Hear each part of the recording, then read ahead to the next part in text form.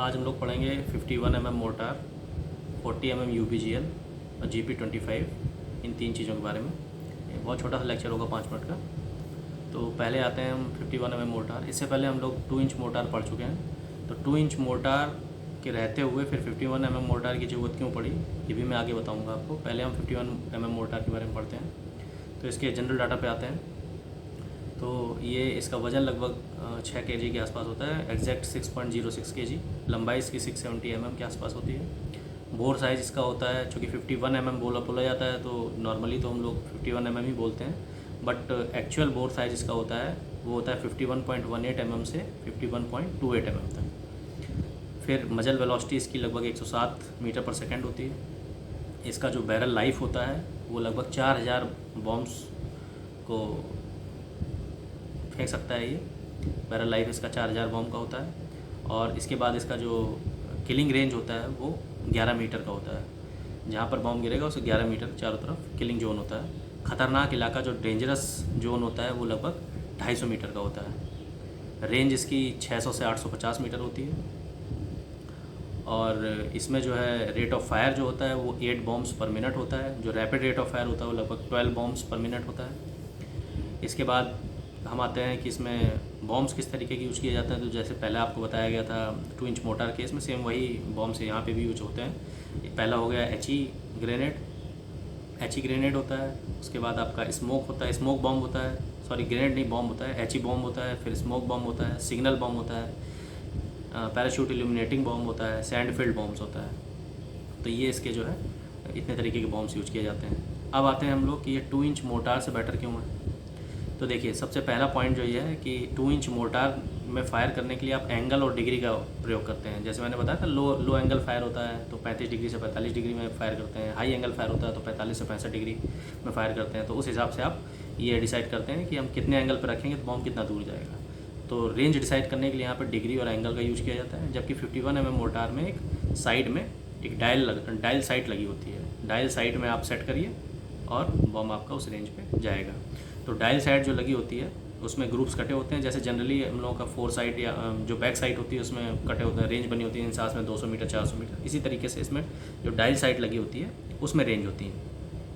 इसकी लंबाई जो है ये उससे ज़्यादा है, आपकी 2 इंच मोटार से ज़्यादा है। फिर फायरिंग लीवर जो है इसका 51 mm मोटार का थोड़ा मुड़ा हुआ है, तो इसलिए आप आसानी से इसको फायर कर सकते हैं।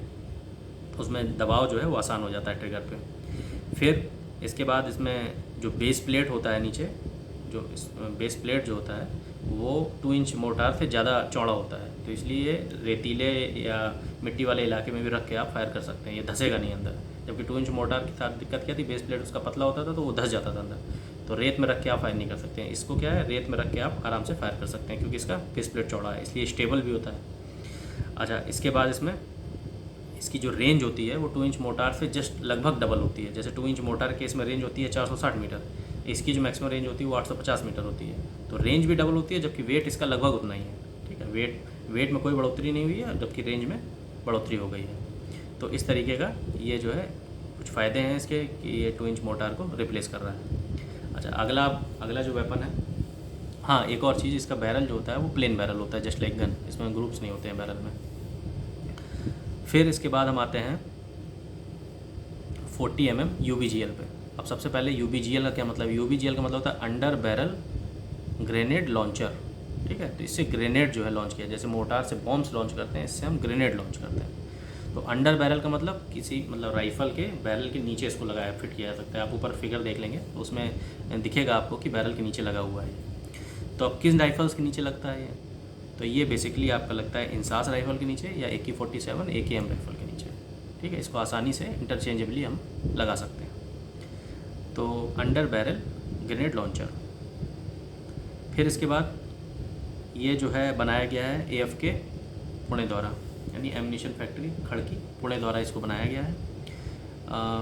पहले UBGL जो हम बाहर से इंपोर्ट करते थे, लेकिन अब यहाँ इंडिया में बनने लगा है। यही केस 51 mm मोटार के साथ भी है। पहले हम इंपोर्ट करते थे, अब यहाँ बनने लगा है।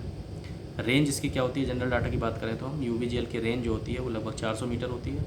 एज अगेंस्ट जो हाथ से हम ग्रेनेड फेंकते हैं तो 30 मीटर तक ही जाता है, इसकी रेंज जो है 400 मीटर होती है। फिर वेपन को चेंज नहीं करना पड़ता है, हमको ग्रेनेड लॉन्च करने के लिए, ठीक है। जैसे GF राइफ़ल में क्या होता है कि डिस्चार्जर कप लगाते हैं उस वेपन में हम, .303 राइफ़ल में डिस्चार्जर कप लगा के तब ग्रेनेड फायर करते हैं, ठीक है। तो जब ग्रेनेड फायर करेंगे तो हम गोली फायर नहीं कर सकते हैं उससे। इसमें ऐसा नहीं है, इसमें वेपन सेम रहेगा, आप गोली भी फायर कर सकते हैं और अंडर बैरल UBGL लगा के आप ग्रेनेड भी लॉन्च कर सकते हैं। दोनों का ट्रिगर अलग अलग होता है, एक ही वेपन से 2 काम कर सकते हैं। तो ये इसमें फ़ायदा होता है।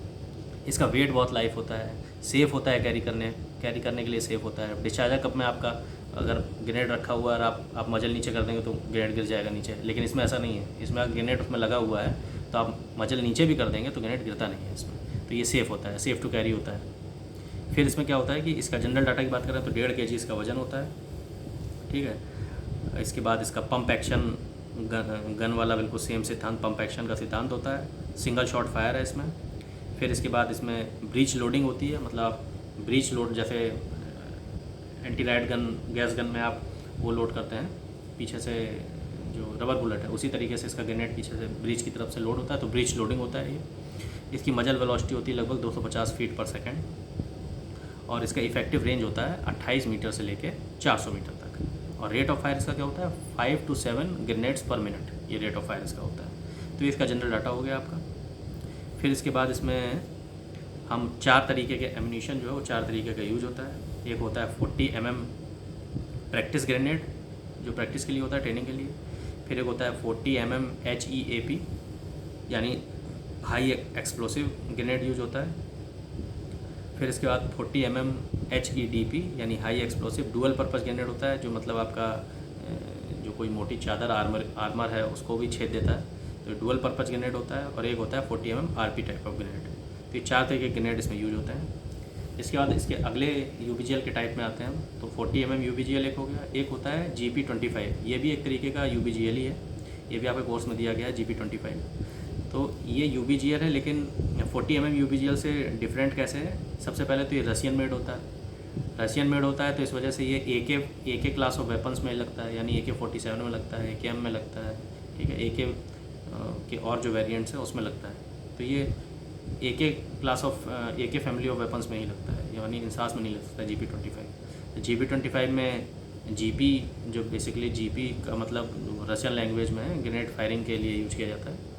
GP जस्ट लाइक UBGL, इसका सेम है। इसका जनरल डाटा पे भी आप गौर करेंगे तो लगभग 40 mm UBGL की तरह ही इसका जनरल डाटा है।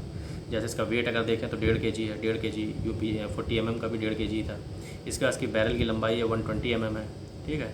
कार्टेज जो है तो इसमें 40 mm केसलेस ग्रेनेड यूज किया जाता है। 40 mm का ही आपका पिछले वाले UBGL में 40 mm का ही यूज किया जाता था, HEAP या HEAT या HEDP।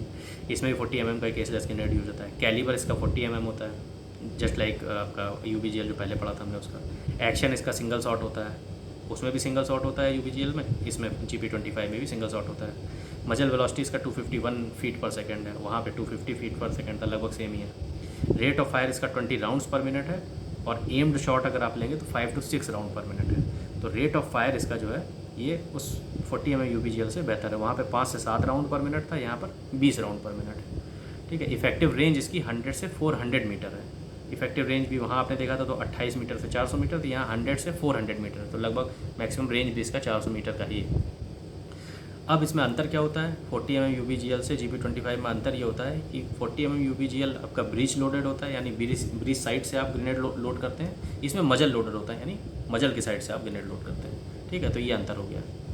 अच्छा, इसके बाद इसमें किस तरीके के ग्रेनेड होते हैं, जैसे वहाँ पे मैंने बताया था UBGL में आप 40 mm का HEAP, HEAT या HEDP इस तरीके के ग्रेनेड यूज होता है। यहाँ पर क्या होता है VOG-25 ग्रेनेड यूज करते हैं। VOG-25 ग्रेनेड, ये इसका 40 mm बोर साइज होता है, साइज इसका 40 mm होता है, तो VOG-25 ग्रेनेड हम यूज करते हैं। इसका लीथल रेडियस जो है, डेंजरस रेडियस होता है, जहाँ पर ये गिरेगा बम 6 मीटर का इलाका होता है।